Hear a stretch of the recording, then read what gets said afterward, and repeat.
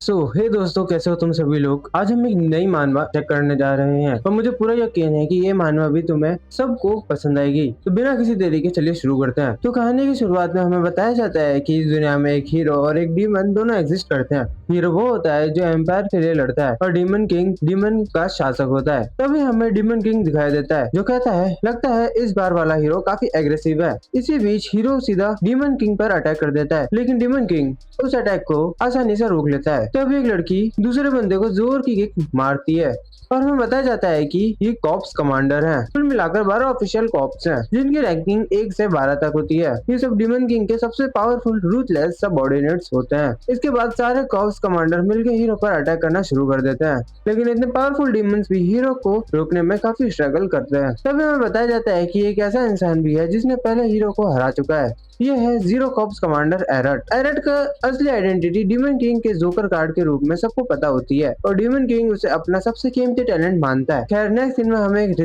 Resignation letter दिखाया जाता है और ये लेटर खुद एरट का होता है और एरट कहता है, मैं रिजाइन करना चाहता हूँ। ये सुनते ही डीमन किंग का गुस्सा 7वां आसमान पर पहुंच जाता है। बोलता है कि क्या कहा तुमने, मेरी आर्मी छोड़ने की हिम्मत कैसे हुई तुम्हारी। लेकिन अगले ही पल उसका एटीट्यूड पूरी तरह बदल जाता है। वो ऑलमोस्ट एरट के सामने गिड़गिड़ाने लगता है और कहता है, नहीं यार, कभी नहीं, मैं तुम्हें जाने नहीं दूंगा। तुम मजाक कर रहे हो ना। अचानक ऐसा क्यों? क्या डीमन किंग कैसल में कोई दिक्कत है क्या, या फिर तुम्हारे सबऑर्डिनेट्स तुम्हारी रेस्पेक्ट नहीं करते, या सिर्फ इसीलिए बुरा बर्ताव करते हैं क्योंकि तुम एक ह्यूमन हो। तो डीमन किंग खुद सोचने लगता है, ये तो हो ही नहीं सकता। एरट एक ह्यूमन होते हुए भी इतना पावरफुल है कि उसकी स्ट्रेंथ सिर्फ मेहनत से हासिल नहीं की जा सकती। सब उसकी रेस्पेक्ट करते हैं। वो मेरा सबसे स्ट्रॉन्ग कार्ड है, आखिर उसके साथ पंगा लेने की हिम्मत किसकी होगी। तब एरट कहता है, अरे नहीं, मेरे सबऑर्डिनेट ने कुछ गलत नहीं किया। डीमन किंग फिर पूछता है, फिर क्या वजह है? अगर तुम मुझे नहीं बताओगे तो। एरट बीच में बोल पड़ता है, क्या आप मुझे मार देंगे?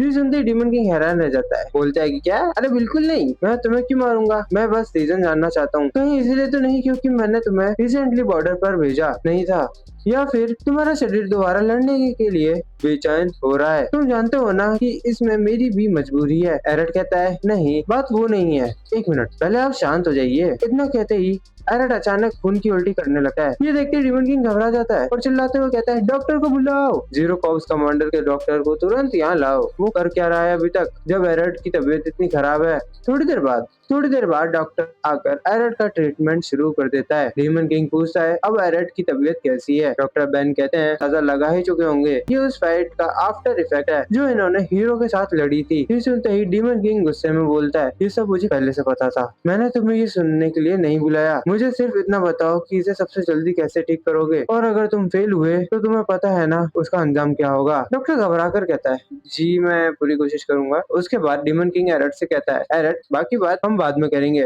फिलहाल तुम सिर्फ अपनी रिकवरी पर ध्यान दो। जीरो कॉप्स कमांडर को उनके रूम तक ले जाओ। डॉक्टर जवाब देता है, जी मेरे लॉर्ड, और फिर वो एरट को सहारा देकर वहाँ से ले जाता है। इधर बाकी डेमंस आपस में बात करने लगते हैं। क्या जीरो कॉप्स कमांडर ने फिर से खून की उल्टी की? दूसरा कहता है, हीरो ने जब सेल डिस्ट्रैक्ट किया था तब एरट खुद उसके सामने खड़े हो गए थे। सच कहूँ तो इतनी कम एनर्जी के साथ बच जाना ही किसी मिरेकल से कम नहीं है, और अपनी करंट कंडीशन में भी वो डीमन किंग के बाद सेकंड स्ट्रॉन्गेस्ट है। ये सब सुनकर एरट अपने मन में सोचता है, शिट, सब कुछ उल्टा हो गया। फिर वो सोचता है, मैं तो सिर्फ रिजाइन करके एक नॉर्मल लाइफ जीना चाहता था, लेकिन ये लोग अपनी ही कहानी बना रहे हैं। खैर, डॉक्टर एरट को उसके रूम में छोड़ देते हैं और कहते हैं, प्लीज अच्छे से रेस्ट कीजिए। तब एरट की वॉइस ओवर आती है, मैं डीमन किंग एरट नहीं नहीं नहीं, डियोन हार्ट हूँ, डीमन किंग कैसल में। फिर वो अपने मन में कहता है, मैं बिल्कुल भी वैसे टैलेंटेड इंसान नहीं हूँ जैसा ये लोग समझते हैं, मैं तो सबसे वीक ह्यूमन हूँ। तभी एक मेड उसके लिए कुछ पीने को लेकर आती है। जब एरट ग्लास वापस रखने लगता है तो गलती से उसका हाथ मेड के हाथ से टच हो जाता है। मेड तुरंत माफी मांग लेती है और एरट कहता है, ठीक है, तुम जाओ। उसके जाने के बाद एरट सोचता है, लगता है वो मुझसे बहुत नफरत करती है, इतनी सी बात से भी वो उसे बुरा लग गया। इसके मुकाबले डीमन किंग मेरा कितना ख्याल रखते हैं। नेक्स्ट सीन में डीमन किंग एरट से कहते हैं, फुल रिकवर भी नहीं हुए हो और बाहर घूम रहे हो। मैंने तुम्हारे सब ऑर्डिनेट्स को तुम्हारा ध्यान रखने को भी कहा था। फिर कोई उसके सामने मीट लेकर आता है और कहता है, अगर तुम ये सब नहीं खाओगे तो स्ट्रेंथ वापस कैसे आएगी यार। उसके बाद एरट अपने रूम में आकर सोचता है, इनकी कंसर्न हद से ज्यादा है। मैं इस पूरी डीमन रेल्म में अकेला ह्यूमन हूँ। मेरा शरीर बचपन से ही इतना वीक है कि हल्का सा स्ट्रेस भी बर्दाश्त नहीं कर सकता, लेकिन गलती से सबने मुझे एक बहुत पावरफुल इंसान समझ लिया। और मैं जीरो कॉप्स कमांडर बन गया। फिलहाल तो मैं सबको ये कह सकता हूँ कि हीरो वाली फाइट का आफ्टर इफेक्ट है, लेकिन अगर किसी को सच पता चल गया कि मैं जन्म से ही वीक हूँ, फिर वो जोर से चिल्लाता है, मैं मर जाऊंगा, मैं यहाँ और नहीं रह सकता। इसी बीच कुछ डीमंस उसका मजाक उड़ाते हुए कहते हैं, अरे ये कमजोर सा इंसान ही हमारा नया टॉय है क्या? एरर अपने मन में कसम खाता है, मुझे किसी भी हाल में इस जगह से निकलना होगा और जितना हो सके उतना पीसफुली। मैं बस एक लंबी और टेंशन फ्री लाइफ जीना चाहता हूँ और उसके लिए मुझे डीमन रेल्म छोड़ना ही पड़ेगा। तभी एक डीमन आता है और कहता है, लॉर्ड एरर, ये होता है zero corps commander aide. Aide पूछता है, एड क्या हुआ, क्या तुम ह्यूमन वर्ल्ड से वापस आ गए? एड कहता है, मैं तुम्हारे लिए एक नया क्यूब लाया हूँ, इसका नाम मिरर क्यूब है। हमें बताया जाता है कि एड उन कुछ डीमंस में से एक है जिसके सामने एरट आराम से रह पाता है। वो अक्सर ह्यूमन वर्ल्ड जाकर एरट के लिए छोटी मोटी चीजें लेकर आता था ताकि उसका बोर्डम दूर हो सके। मैंने सोचा कि तुम इसे देख के बोर होना कम कर दोगे, लेकिन मैं ये इसलिए नहीं आया था, मैंने सुना तुम कोलैप्स हो गए थे। एरट कहता है, हाँ लेकिन अब मैं बिल्कुल ठीक हूँ। एड तुरंत कहता है, कैसे ठीक हो सकते हो? हमें उस आफ्टर इफेक्ट का इलाज ढूंढना ही होगा, अगर जरूरत पड़ी तो मैं डॉक्टर बैन की पिटाई भी कर दूंगा। ये सुनकर एड अपने मन में सोचता है, ये क्या बोल रहा है, डीमन बाकी बहुत डरावने होते हैं यार। एड फिर कहता है, प्लीज अच्छे से रेस्ट करो। एड के जाने के बाद एड सोचता है, सच कहूँ तो मेरे लिए इतनी फिक्र करने वाले डीमंस बहुत कम है, मैं उसका शुक्रगुजार हूँ। डीमन किंग भी मेरे बहुत ख्याल रखता है, शायद उसी की वजह से मैं अब तक इस जगह पर जिंदा हूँ। अगले सीन में डीमन किंग एरट के रिजाइग्नेशन लेटर को देखते हुए सोचता है, इस एक्सप्रेशन लेस चेहरे के पीछे चल क्या रहा है, समझना ही मुश्किल है। जब से ये हमारे साथ जुड़ा है तब से ही अनप्रिडिक्टेबल रहा है। तभी हमें एक फ्लैशबैक दिखाया जाता है, एक हीरो को मारने के बाद भी एरट बिल्कुल सीधा खड़ा होता है। बाकी डीमंस हैरान होकर कहते हैं, इसने हीरो को मार भी दिया और उसके सेल्फ डिस्ट्रैक्ट को भी रोक दिया, इतना सब होने के बाद भी ये खड़ा कैसे है? फिर डीमन किंग एरट से पूछता है, तुम्हारा नाम क्या है? वो जवाब देता है, डियोन हार्ट। डीमन किंग मुस्कुरा कर कहता है, क्या तुम मेरी आर्मी ज्वाइन करोगे? प्रेजेंट में वापस आकर डीमन किंग सोचता है, शायद मैंने एरट को बहुत ज्यादा आजादी दे दी, लेकिन मैं उसे किसी मिशन पर भेज ही नहीं सकता। तभी उसकी नजर एक पेपर पर पड़ती है, उसे देखते ही उसका चेहरा पर मुस्कान आ जाती है और वो कहता है, सारे कॉप्स कमांडर की मीटिंग बुलाओ, सबको तुरंत इकट्ठा करो, शायद इससे एरट भी खुश हो जाए। खैर नेक्स्ट सीन में एरट को देखते हैं जो अपने मन में सोच रहा होता है, अभी मेरा मूड बहुत खराब है, डीमन किंग ने मुझे बुला लिया जिसकी वजह से मेरा आराम से रेस्ट करने का चांस ही चला गया। क्या इसका मतलब डीमन किंग कैसल के सारे कॉप्स कमांडर को भी बुलाया गया है? क्योंकि नहीं हो रहा कि मुझे बाकी कमांडर्स से मिलना पड़ेगा, जबकि मैं तो नॉर्मल डीमन से ही इतना डरता हूँ। क्या वो मुझे सीधा मौत के मुंह में भेजना चाहता है क्या? तभी एक डीमन कहता है, लगता है अब इनका मूड थोड़ा ठीक हुआ है, शायद अचानक बुलाए जाने की वजह से गुस्से में है, मुझे अपने एक्सप्रेशन संभल कर रखने होंगे, इनसे पंगा लेना बिल्कुल सही नहीं रहेगा, अगर लड़ाई हुई तो मैं कभी नहीं जीत पाऊंगा। एक फीमेल डीमन कहती है, ये वही मशहूर ह्यूमन है ना, इसे पहली बार सामने देख रही हूँ। दूसरा डीमन कहता है, अभी तक तुम्हें इसका नाम याद नहीं हुआ? ध्यान से सुनो, मैं वहाँ था जब इसने हीरो को मारा था। उस वक्त डीमन किंग ने इसे पूछा था कि ये कौन है और इसने बड़े आराम से जवाब दिया था। तभी सब इमेजिन करते हैं कि एरट बड़े स्टाइल में खड़ा होकर कह रहा है, मैं हूँ डियोन हार्ट, मैं डियोन एरट हूँ। कैसा था? अब तो तुम कभी इसका नाम नहीं भूलोगे। वाह, ये तो सबसे ज्यादा डीमन जैसा नाम है जो मैंने कभी सुना ही नहीं है। तभी एरट कहता है, मैंने कहा था मेरा नाम डियोन हार्ट है। ये सुनकर डीमंस कहते हैं, वो संभल के, लगता है आज इसका मूड बहुत खराब है। सोचने वाली बात है, मैंने सुना था कि ये इसलिए बहुत स्ट्रेस में है क्योंकि अभी लड़ नहीं सकता। चलो यहाँ से निकलते हैं, कहीं ऐसा ना हो कि सिर्फ इसके रास्ते में खड़े होने की वजह से ये हमें मार ही डाले। एरट अपने मन में सोचता है, जैसा मैं तुम लोगों को मार सकूं, मैं तो पक्का हार जाऊंगा। आखिर ये गलतफहमी वक्त के साथ और गहरी क्यों होती जा रही है? खैर एक अच्छी बात तो है, इस वजह से कोई मुझसे परेशान भी नहीं करता। अगर मेरी सच्चाई यहाँ खुल गई तो मैं तुरंत मर जाऊंगा। मुझे डिमोनिक रियल्म से निकलने से पहले किसी को भी ये पता नहीं चलने देना चाहिए कि मैं कितना कमजोर हूँ। मुझे बस कॉन्फिडेंट एक्ट करना होगा। ये सोचकर एरट कॉन्फिडेंस दिखाते हुए गेट पर खड़े हो दोनों डीमंस के पास चला जाता है। अपने मन में सोचता है, कॉन्फिडेंट बनो, मैं जीरो कॉप्स कमांडर डीमन एरट हूँ। बेचारे दोनों डीमंस तुरंत झुककर कहते हैं, लॉर्ड एरट। एरट कहता है, दरवाजा खोलो। जैसे ही दरवाजा खुलता है अंदर से डीमन किंग कहता है, और आखिर में हमारे जीरो कॉप्स कमांडर भी आ गए हैं। फिर वो एरट से कहता है, तुम आ गए? एरट को तो कुछ पल के लिए समझ ही नहीं आता कि हो क्या रहा है। फिर वो आस पास देखकर सोचता है, यहाँ का माहौल इतना अजीब क्यों लग रहा है। तभी फर्स्ट कमांडर जेकर कहता है, तुम डीमन किंग के बिल्कुल पास बैठो। वही थर्ड कमांडर एस्लीड अपने मन में सोच रहा होता है, हर एंगल से देखूं तो ये कमजोर ही लगता है, फिर भी यकीन नहीं होता कि ये इतना ताकतवर है। सच कहूँ तो मेरा इसे लड़ने का बहुत मन कर रहा है। तभी सिक्स्थ कमांडर गुस्से में बोलता है, किसी ऑब्जेक्टिव को कंप्लीट करना लेट आने का बहाना है, ये क्या बकवास है। फोर्थ कमांडर कहती है, मुझे यकीन है इसके पास कोई वजह जरूर होगी। 11th कमांडर वीजी नेल अपने मन में सोचती है, उस मसल के ढेर की हिम्मत कैसे हुई लॉर्ड लॉर्ड एरट की बेइज्जती करने की। एरट अंदर ही अंदर घबराते हुए सोचता है, यहाँ इतने सारे कॉप्स कमांडर क्यों हैं? ये सब बहुत डरावने हैं और स्ट्रेसफुल है। मेरा तो बस अपने रूम में वापस जाने का मन कर रहा है। डीमन किंग पूछता है, एरट तुम ठीक हो? एरट जवाब देता है, जी माय लॉर्ड, लेट आने के लिए माफी चाहता हूँ। डीमन किंग कहता है, उसकी चिंता मत करो, ऐसा नहीं है कि तुम जानबूझकर लेट आए हो। एरट मन ही मन सोचता है, मैं तो वैसे सच में जानबूझकर लेट आया था, क्योंकि मेरा आने का बिल्कुल मन नहीं था। तभी एक डीमन आता है और कहता है, लॉर्ड एरट, क्या मैं आपके ग्लास में ड्रिंक डाल दूं? बाहर से एरट उदास दिख रहा होता है, लेकिन अंदर ही अंदर बहुत खुश होता है। हाय हाय, अब तो मजा आ जाएगा। फिर वो सोचता है, डिमोनिक रेलम की मीटिंग्स में दिल खोलकर महंगे अल्कोहल को पीने को मिलती है। सच कहूं तो मेरी मर्जी ना होने के बाद भी यहाँ आने की बस एक ही वजह है, लेकिन एक सिप लेते ही वो सोचता है ये अल्कोहल नहीं है, और फिर बोल पड़ता है ये तो ग्रेप जूस है। फिर सुनते ही वहाँ मौजूद सब डिमोन से एकदम शॉक हो जाते हैं और घबरा जाते हैं। एरट कहता है, लेकिन इसका टेस्ट अल्कोहल जैसा लगा। फिर मन ही मन में सोचता है, ये लोग मेरे साथ भेदभाव कर रहे हैं। तभी डिमन किंग कहता है, बस करो एरट, ये सब मैंने ही ऑर्डर किया था। एरट पूछता है, सिर्फ मेरे साथ ही ऐसा क्यों? डिमन किंग कहता है, क्या तुम्हें सच में नहीं पता? एरट जवाब देता है, मुझे सच में नहीं पता। और फिर अपने मन में सोचने लगा है, एक मिनट, क्या इसने मेरी हंसी जान तो नहीं ली? क्या ये अल्कोहल बचाने की कोशिश कर रहा है क्योंकि इसे पता चल गया कि मैं कितना बेकार हूँ? क्या इसे आखिरकार मेरे बारे में से पता चल गया? तो इस सबको यहाँ इसलिए तो नहीं बुलाया गया ताकि मेरी मौत का ऐलान किया जा सके? यहाँ एरट के दिमाग में कुछ और ही ख्याली पुलाव से पकड़े होते हैं। तभी डिमन किंग कहता है, गुस्सा होने से पहले मेरी बात सुनो, मैंने ये मीटिंग तुम्हारी वजह से बुलाई है। सिक्स्थ कमांडर, जो रिपोर्ट तुमने मुझे दी थी उसकी डिटेल सबको बताओ। सिक्स्थ कमांडर कहता है, जी मैम, 12 कॉप्स उस गांव की रक्षा कर रहे थे, लेकिन अचानक डिमोनिक मॉन्स्टर की संख्या बहुत तेजी से बढ़ गई। 12 कॉप्स उन्हें संभाल नहीं पा रहे। डिमोनिक मॉन्स्टर ने छोटे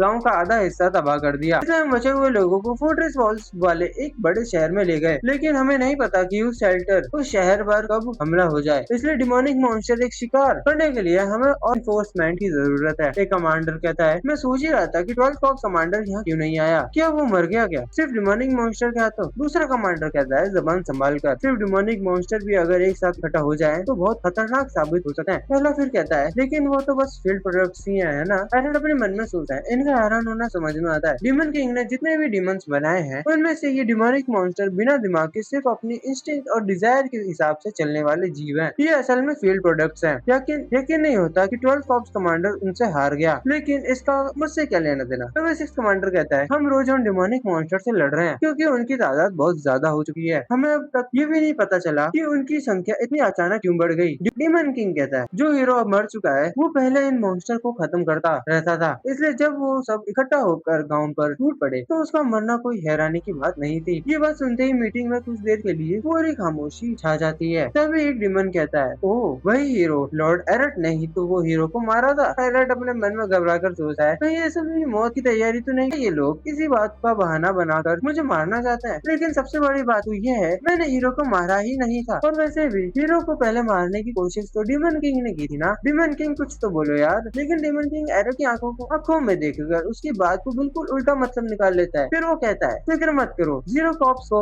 रिइंफोर्समेंट के तौर पर वहाँ भेजा जाएगा। ये सुनते ही एरट के पैरों तले जमीन खिसक जाती है। अबे साले ये क्या बोल रहा है? डिमन किंग मुस्कुराते हुए कहता है, वहाँ जाओ और थोड़ा अपना स्ट्रेस में निकाल लेना, मुझे पता था तुम यही चाहते थे, है ना? ये सुनकर एक कमांडर अपने मन में सोचता है, डिमन किंग ऐसे बात कर रहा है जैसे इसे किसी पड़ोस की गली में पेट्रोल पर भेज रहे हो। लगता है डिमन किंग को पूरा यकीन है कि 0 कॉप्स कमांडर वो कर दिखाएगा जो 12 कॉप्स कमांडर भी नहीं कर पाया। आखिर ये कितना ताकतवर होगा कि डिमन किंग को इस पर इतना भरोसा है। एरट उदास होकर कहता है, मेरी बॉडी अभी परफेक्ट कंडीशन में नहीं है, लेकिन मन ही मन रो रहा होता है, प्लीज मुझे मत भेजो, बस एक बार बोल दो कि मुझे नहीं जाना पड़ेगा। एक कमांडर पूछता है, क्या ये वहाँ जाना नहीं चाहता? दूसरा कहता है, नहीं, मुझे लगा था रिपोर्ट सुनने के बाद ही कोई बहाना बनाकर मना कर देगा, लेकिन लगता है ये अपनी तबाही मचाने की इच्छा को दबाकर पहले अपनी बॉडी की कंडीशन को शांत दिमाग से एसेस कर रहा है। पहला डिमन कहता है, वो ऐसा है क्या? कमाल है। और इधर बेचारा एरट तो डर के मारे आधा मर चुका होता है। सफेद बालों वाला डिमन सोचता है, अभी भी मुझे इस पर पूरा भरोसा नहीं है, लेकिन इसका ये एटीट्यूड बाकी एक महान कमांडर जैसा है। ब्लू बालों वाला डिमन अपने मन में सोचता है, ये सिर्फ ताकतवर ही नहीं बल्कि सही जजमेंट लेने भी जानता है। इससे लड़ने की मेरी इच्छा और बढ़ती जा रही है। आखिर में डिमन किंग कहता है, मैं तुमसे अपनी हद से ज्यादा मेहनत करने को नहीं कह रहा, बस 0 कॉप्स की कमांड संभालो और उस गाँव में जाकर अपना स्ट्रेस रिलीज कर लो। तुम्हारे लिए तो ये बहुत आसान होना चाहिए ना? एरट अपने मन में सोचता रोते हुए, साले ये तो बहुत मुश्किल है, मैं तो वहाँ कभी जाना ही नहीं चाहता। आखिरकार वो अपनी मुट्ठी कस लेता है,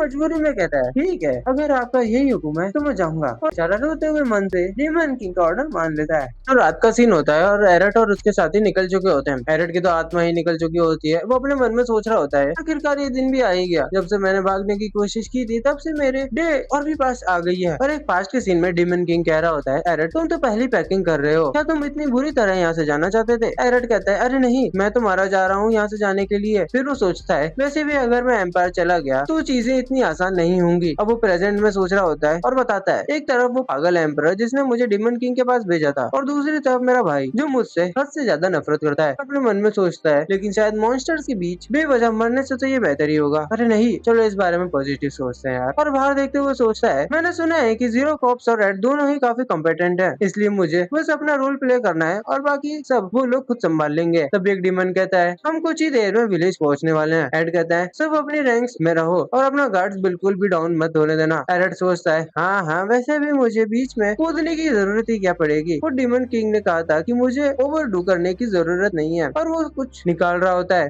आगे कंटिन्यू करते हुए वो कहता है, अब मैं जब टेंशन लेना छोड़ ही चुका हूँ तो चलो थोड़ा अपना अलोन टाइम एंजॉय करते हैं। और हम देखते हैं कि उसने डिमोनिक रेल्म की स्पेशलिटी वाइन निकाल ली होती है। मीटिंग के दौरान डीमन किंग की वजह से मैं इसे पी नहीं पाया था, लेकिन अगर उन्हें लगता है कि मैं इतनी आसानी से हार मान लूंगा तो वो गलत सोच रहे हैं। कहते हैं कि इस वाइन को पीने के बाद मरने वाले की स्पिरिट की ऑरा ही अलग होती है, तो मरने से पहले कम से कम एक बार इसे ट्राई तो कर ही लूं, है ना? और वो एक सिप मारता है और कहता है, आए हाय, मजा ही आ गया ओए। तभी बाहर कुछ देर बाद एड को काफी शांति लगती है और अंदर ही अंदर सोचता है, क्या सर एरट अभी भी ठीक फील नहीं कर रहे, शायद डिपार्चर से पहले वाले इंसिडेंट की वजह से। फिर वो गेट खोलता है और तो एरट बाहर आ रहा होता है। एक डीमन कहती है, सर एरट रुकिए, आप हॉर्स राइड करना चाहते हैं, लेकिन प्लीज अपनी हेल्थ के बारे में भी सोचिए, और जब तक आप पूरी तरह रिकवर नहीं हो जाते तब तक कैरेज में ट्रेवल कीजिए। एरट नशे में दूध सोचता है, साला ये क्या बात कर रही है, फर्स्ट मुझे कैरेज में ही बैठना चाहिए, किसने कहा है कि मैं उस खतरनाक जानवर पर राइड करना चाहता हूँ। खैर, फिर वो अंदर चला जाता है और वो कहता है, ठीक है। तभी एड को थोड़ा बुरा लगता है। वो कहता है, मैं ये इसलिए समझ सकता हूँ क्योंकि मैं काफी टाइम से सर एरट की सर्विस कर रहा हूँ। वो सच में हॉर्स राइड करना चाहते थे, वो हमेशा अपनी बहुत सी डिजायर्स को दबा कर रखते हैं। दिल करता है उनसे कहूँ कि जो मन में आए वो करो, लेकिन डीमन किंग का ऑर्डर भी तो सर एरट की भलाई के लिए ही है। तभी विलेज सामने आ जाता है और वहाँ लोग डीमन की लाशें देखते हैं। एड कहता है, मुझे यकीन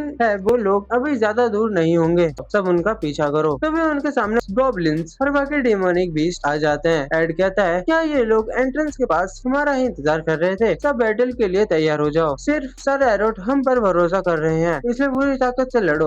और वो लोग उन बीस्ट से लड़ने के लिए तैयार हो जाते हैं। वैसे उन्हें काफी तकलीफ भी हो रही होती है और एक बीस्ट एड के सामने आ जाता है। एड अपने मन में सोचता है, शिट, मैं अपना गार्ड डाउन कर लिया। तभी हम नेक्स्ट सीन में डीमन किंग कैसल का सीन देखता है। कोई कहता है, योर मैजेस्टी, क्या सिर्फ जीरो कॉप्स के साथ सब ठीक रहेगा? डीमन किंग कहता है, ओह, तो डिमोनिक मॉन्स्टर की सब्जुगेशन की बात कर रहे हो? फर्स्ट कमांडर कहते हैं, मॉन्स्टर की संख्या काफी ज्यादा बढ़ चुकी है, क्या हमें रीइंफोर्समेंट नहीं भेजनी चाहिए? डीमन किंग कहता है, अरे कुछ नहीं होगा, चिंता मत करो, जीरो कॉप्स बहुत स्ट्रॉन्ग है, इसकी गारंटी मैं देता हूँ। और वैसे भी अगर वो लोग सच में किसी बड़े डेंजर का सामना करते हैं तो उनके पास वो है, और वो होता है एरट। एरट एक ही अटैक में उस डिमोनिक मॉन्स्टर का काम तमाम कर देता है। एरट हैरान हो जाता है और कहता है, सर एरट थैंक यू, मैं भी आपसे हेल्प मांगने ही आने वाला था। उतने में ही एरट अपनी स्वॉर्ड उसके सामने कर देता है और बोलता है, क्या तुम मेरे ओपोनेंट हो? एड तो घबरा जाता है और अपने मन में सोचता है, ये सर की ड्रिंकिंग हैबिट है क्या? और कहता है, नहीं सर, मैं आपका ओपोनेंट नहीं हूँ। एरट कहता है, अच्छा, तो इसका मतलब ये मेरा ओपोनेंट है। और बीस्ट एरट पर अटैक करता है, लेकिन वो दूर जाकर दीवार से टकरा जाता है और खून थूक देता है। फिर भी स्माइल करते हुए कहता है, ये ही है, हाँ? और एरट आता है और उस बीस्ट को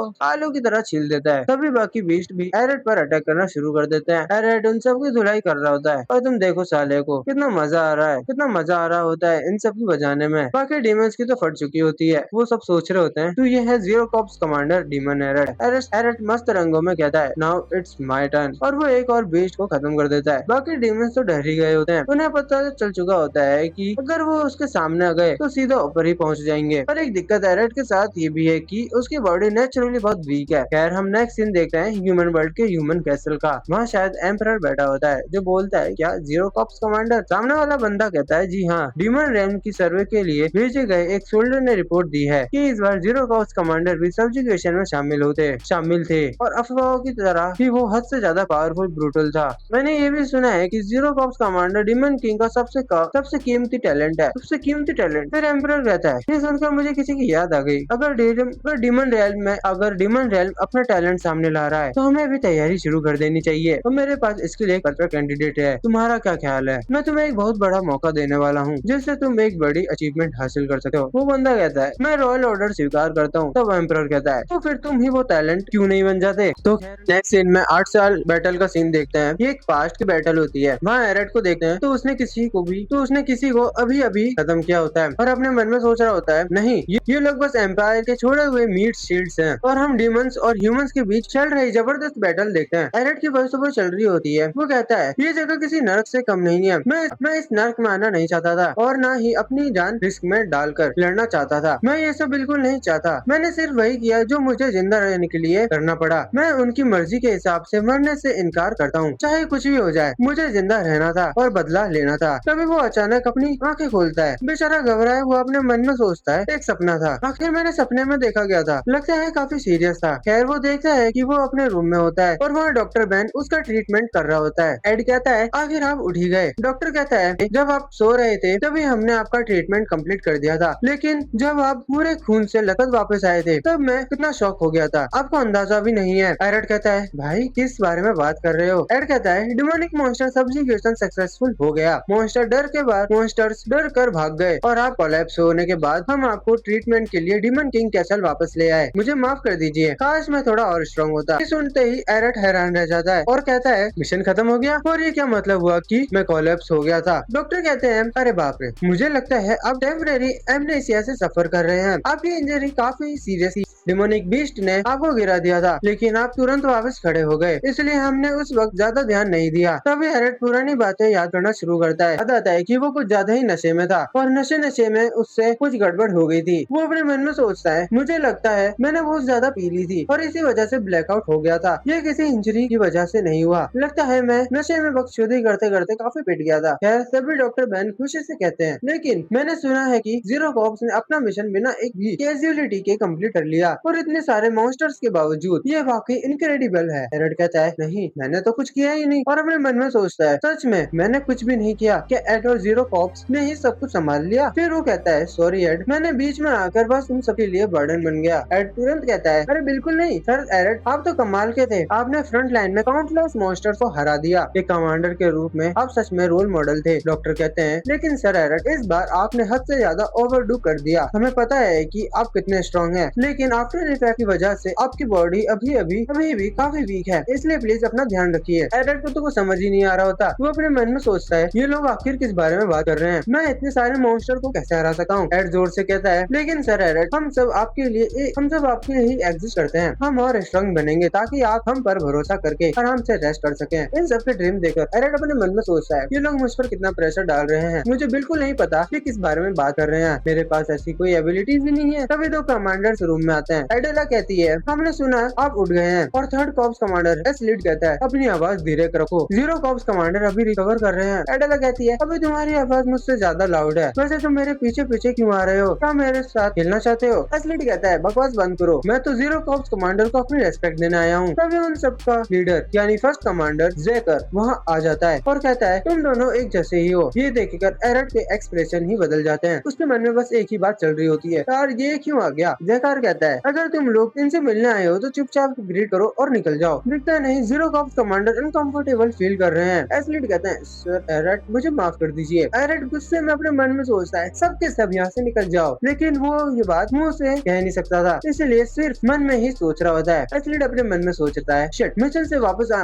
से वापस आने के बाद शायद सर एरेट काफी सेंसिटिव हो गए हैं। मैं ही ज्यादा केयरलेस था। जेगार कहता है, मैं तुम्हारी फीलिंग समझता हूँ, लेकिन डिमन किंग कैसल के अंदर लड़ना मत। ध्यान रखना कि तुम लोग एक दूसरे को मार ही न डालो। एरेट कहता है, हाँ मार डालो मतलब? और अपने मन में सोचता है, मार डालो? मैं तुम्हें क्यों मारूंगा भाई, कितनी बकवास बात कर रहे हो। मैं तो शायद एक ही हिट भी ना मार पाऊँ, लेकिन अगर इन लोगों को मेरी असली वीकनेस का पता चल गया तो ये लोग मुझे पर बिल्कुल भी रहम नहीं दिखाएंगे। नहीं, एक मिनट, रहम? ये सोचते ही वो उन दोनों की तरफ देखा है और अपने मन में सोचता है, क्या मुझे अपनी फ्यूचर सेफ्टी के लिए इन्हें मर्सी का मतलब सिखा देना? क्या मुझे अपनी फ्यूचर सेफ्टी के लिए इन्हें मर्सी का मतलब सिखा देना चाहिए? शायद जब इन्हें मेरी असली वीकनेस का पता चले तब ये मेरी जान बख्श दें। एसलीड कहता है, अगर आप गुस्सा हैं तो मैं माफी मांग लेता हूँ। एरेट कहता है, हाँ मैं गुस्सा हूँ। और अपने मन में सोचता है, मुझे बहुत संभल कर बोलना होगा। मेरी आवाज बिल्कुल नहीं कांपनी चाहिए और ना ही मुझे अपसेट दिखना चाहिए। उधर बेचारा डीमंस घबरा रहे होते हैं कि एरेट आखिर क्या सोच रहा है। फिर एरेट कहना शुरू करता है, लेकिन सिर्फ इसलिए वायलेंट होने की कोई जरूरत नहीं है, क्योंकि मैं गुस्सा हूँ। कभी कभी मर्सी दिखाना भी गलत नहीं होता, समझ रहे हो? इसी को मर्सी कहते हैं। चाहे कोई झूठ बोले या कोई मुझसे कमजोर हो या हमें फिर भी अपने आसपास के लोगों पर रहम करना सीखना चाहिए। और अपने मन में सोचता है, इस बात को अच्छे से याद रखना और बाद में मुझे जरूर माफ कर देना। तो वो डिमंस कहते हैं, जी हम आपकी ये बात हमेशा याद रखेंगे। एरट तो हैरान ही रह जाता है। वो अपने मन में सोचता है, ये लोग इतनी जल्दी मान कैसे गए और ये एटमॉस्फेयर को क्या हो गया भाई। तभी जयकार कहता है, वैसे भी मैंने सुना है कि तुमने मिशन सक्सेसफुली कंप्लीट कर लिया है, तुमने काफी मेहनत की होगी। एडेला कहती है, सर एरट पूरे कैसल में बस आप ही की बातें हो रही है, सब कह रहे हैं कि आपने अकेले ही आधे मॉन्स्टर का सफाया कर दिया। सुनते ही तो एरट के पसीने छूट जाते हैं। वो अपने मन में सोचता है, मैंने आधे मॉन्स्टर को खत्म कर दिया, ये कैसे बकवास कर रहे हो तुम लोग। इस हिसाब से तो मैं दूसरों के अचीवमेंट भी अपने नाम कर लूंगा। उधर एड को देखो कितना खुश हो रहा है। उसकी स्माइल देखकर एरट भी सोचता है, ये इतना खुश क्यों हो रहा है। एस्लिड कहता है, मैंने भी आपकी हीरोइज्म की कहानी सुनी है और इसीलिए मैं आपसे एक फेवर मांगने आया हूँ। एरट पूछता है, कैसा फेवर। तभी एस्लिड कहता है, कोई बड़ी बात नहीं है, जब आप पूरी तरह रिकवर हो जाए तो क्या मैं आपसे एक स्टार रिक्वेस्ट कर सकता हूँ। सर एरट। ये सुनते एरट के तो पसीने छूट जाते हैं। वो अपने मन में सोचता है, ये किसी आम डिमन के साथ स्पार नहीं है, ये तो थर्ड कॉप्स कमांडर जो डिमन किंग की सिक्योरिटी हैंडल करता है, वो मेरे बीच स्पार की बात कर रहा है।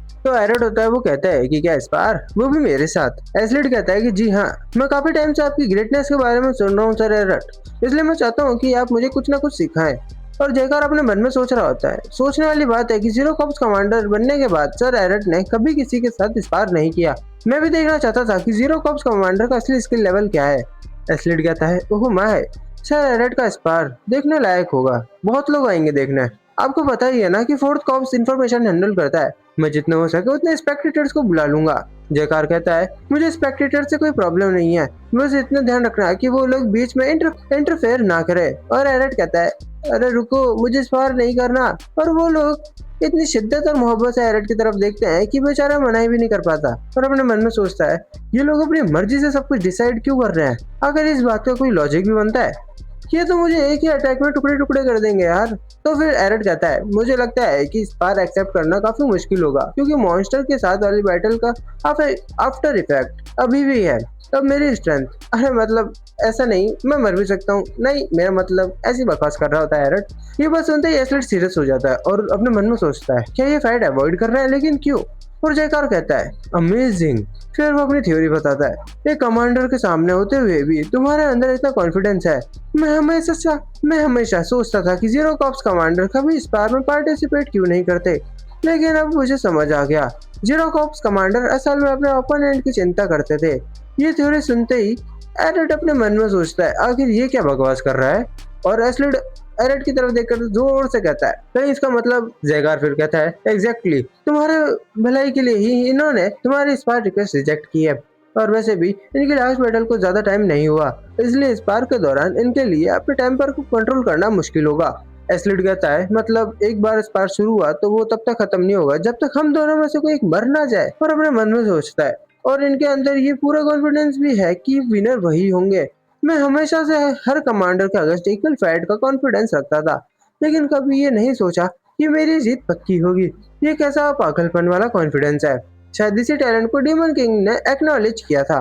फिर एस्लिड कहता है, जितना भी बुरा लगे, मैं अपनी जीत की गारंटी नहीं दे सकता, और ये भी नहीं कह सकता कि मैं मरूंगा नहीं। मेरे पास इतनी हिम्मत नहीं है कि मैं आपसे डेथ मैच लड़ूं सर एरट। हाँ, इसमें मेरी थोड़ी प्राइड जो है वो हर्ट जरूर होगी, लेकिन फिर भी आपकी कंसिडरेशन के लिए धन्यवाद। फिर एरट अपने मन में सोचता है, ये मान भी गया। एड अपने मन में सोचता है, जैसा एक्सपेक्ट किया था, सर एरट बाकी इनक्रेडिबल हैं। इतने हॉस्टाइल कमांडर्स भी इनकी इतनी रिस्पेक्ट करते हैं।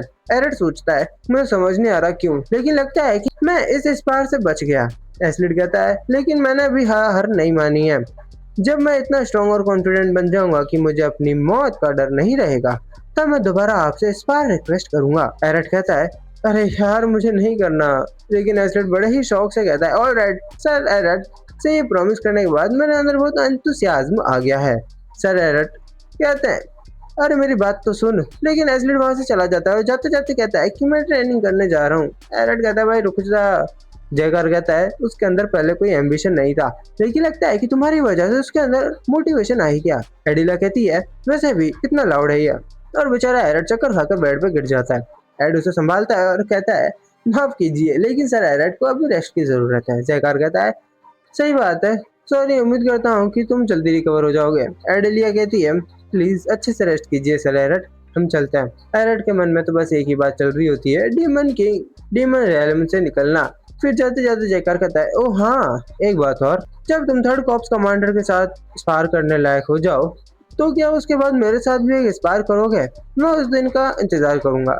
ये सुनते ही एरट फिर से बेड पे गिर जाता है। फिर नेक्स्ट सीन में हम देखते हैं कि एरट अपने रूम से बाहर आता है और कहता है कि यार इन सब की वजह से कितना थक गया हूँ, और अपने मन में सोच रहा है जैसे तैसे मैं वहां से निकल ही आया था।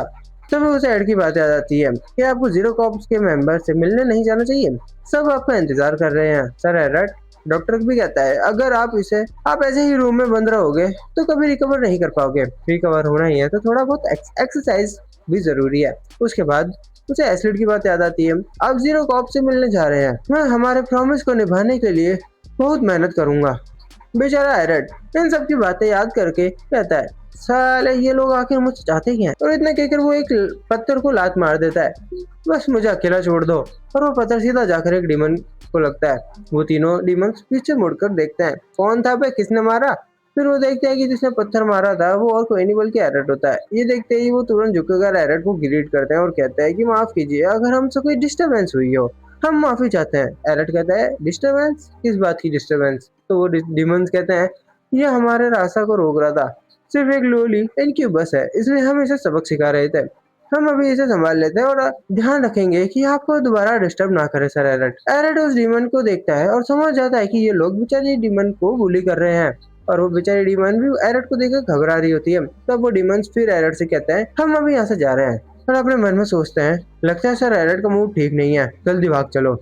उनके जाने के बाद एरट उस डीमन की तरफ देखता है और अपने मन में सोचता है अच्छा हुआ ये लोग खुद ही चले गए। वैसे मुझे नहीं पता क्यों, लेकिन अब मैं इस बच्ची का क्या करूं? पहली बार मुझे कोई ऐसा डीमन दिखा है जो मुझसे भी कमजोर है, इसलिए थोड़ा अजीब लग रहा है। फिर वो डीमन लड़की एरट के सामने झुक जाती है और घबराते हुए सोचती है ये मुझे देख रहे हैं। मैंने सुना है कि नॉर्मली काफी शांत रहते हैं, लेकिन जब गुस्सा आता है तो किसी भी डीमन से ज्यादा ब्रूटल हो जाते हैं।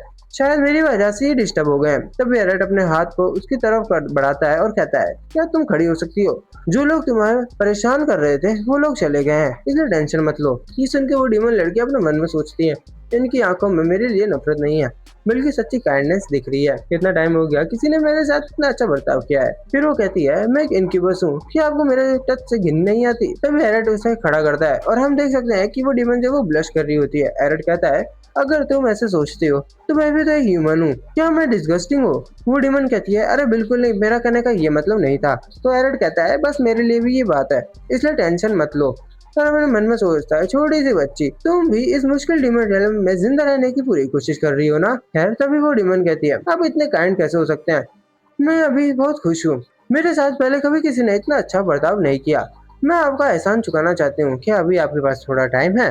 ये सुन के एरट हैरान हो जाता है और अपने मन में सोचता है मुझे लग रहा है मैं किसी बहुत बड़ी मुसीबत में फंसने वाला हूँ। ये फिर से खैर नेक्स्ट सीन में हम डीमन किंग को देखते हैं जो एरट के रूम में आते हैं और एरट वहाँ नहीं है। फिर वो कहता है कि हाँ सर एरट कहाँ चले गए?